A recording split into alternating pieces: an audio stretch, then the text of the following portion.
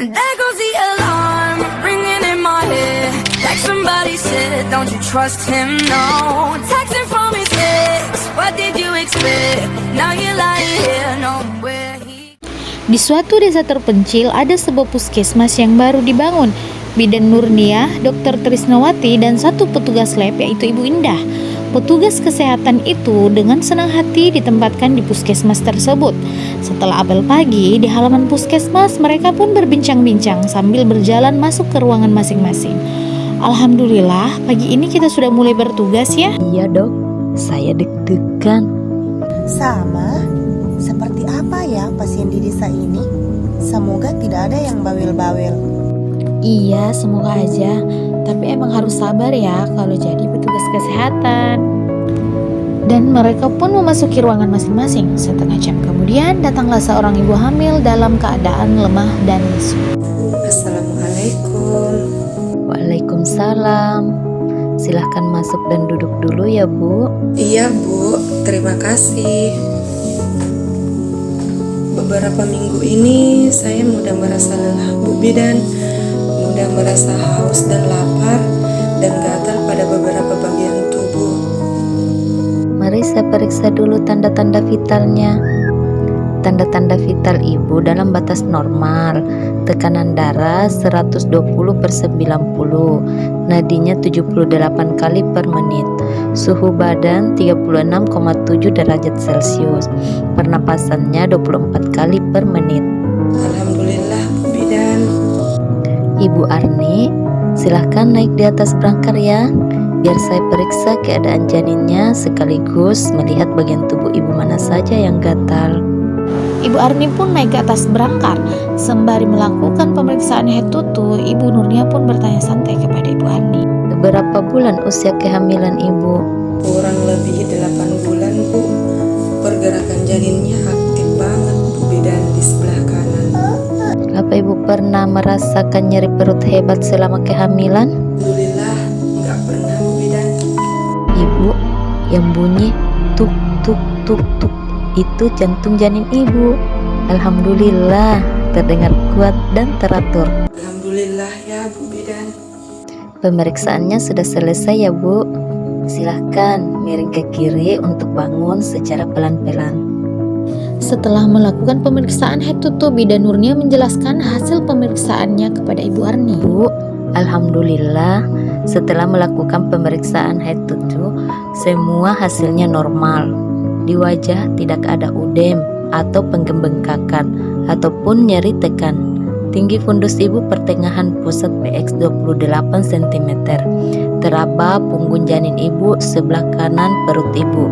Kepalanya berada di bagian atas simfisis. Denyut jantungnya kuat, iramanya teratur, frekuensinya 130 kali per menit. Itu menandakan janin ibu dalam keadaan sehat.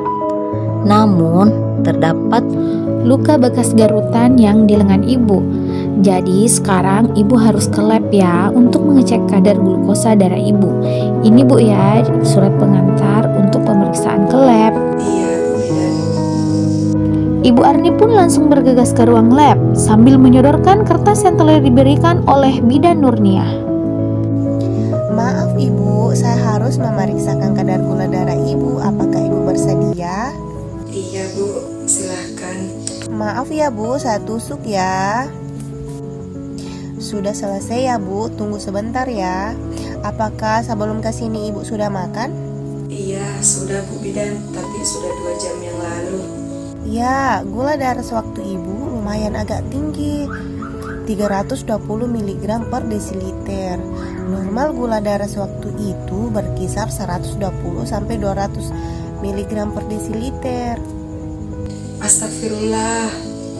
Jangan khawatir Bu, silakan Ibu ke bidan dan dokter untuk konsultasi lebih lanjut. Iya, terima kasih Bu. Ibu Arni pun lalu ke ruang KIA sembari memperlihatkan kertas yang telah diberikan oleh petugas lab. Silahkan duduk Bu, kadar glukosa darah ibu lumayan tinggi, maka dari itu ibu mudah merasa lapar, lelah saat beraktivitas, serta gatal pada beberapa bagian tubuh ibu. Apakah dengan kadar gula saya yang tinggi itu berbahaya Bu Bidan bagi janin saya? Iya Bu, makanya diperlukan penanganan yang tepat agar ibu dan janin dalam keadaan baik dan selamat. Mari Bu, ikut saya ke Dokter Trisnawati untuk konsultasi pengambilan rujukan. Maaf dok, ini pasien saya. Tadi petugas lab sudah melakukan pemeriksaan kadar glukosa. Hasil gula sewaktunya 320 mg per desiliter. Iya bidan, terima kasih. Dokter Trisnawati membaca kertas rujukan internal dari KIA lalu menjelaskan kepada Ibu Warni kemungkinan besar yang akan terjadi. Tadi ibu juga sudah diberitahukan oleh Ibu Indah di lab, normalnya gula darah sewaktu itu berkisar 120 per 200 mg per desiliter, itu untuk gula sewaktu. Kalau gula darah puasa itu di bawah 126 mg per desiliter. Kalau kadar gula darah 1 jam setelah makan itu di bawah 180 gram, sedangkan kadar gula darah 2 jam setelah makan itu di bawah 200 mg per desiliter. Sedangkan kadar gula darah ibu ini sudah melebihi 300, jadi ibu harus diberikan rujukan untuk konsul di dokter kandungan. Karena diabetes pada kehamilan ibu ini harus cepat diatasi dengan baik, karena dapat menimbulkan beberapa masalah bagi janin dan ibu. Salah satunya dapat menyebabkan bayi besar, penumpukan cairan ketuban, kadar gula darah yang terlalu sedikit, dan kemungkinan persalinan dengan cara sesar atau seksi sesaria jikalau kondisi glukosa darah ibu berubah-ubah dan tidak terkontrol. Nah, kalau rasa gatal yang sekarang ibu alami itu efek dari tubuh ibu yang tidak merespon insulin dengan baik, maka menyebabkan kadar gula darah yang tinggi dan menumpuk di aliran darah sehingga menyebabkan rasa gatal pada kulit.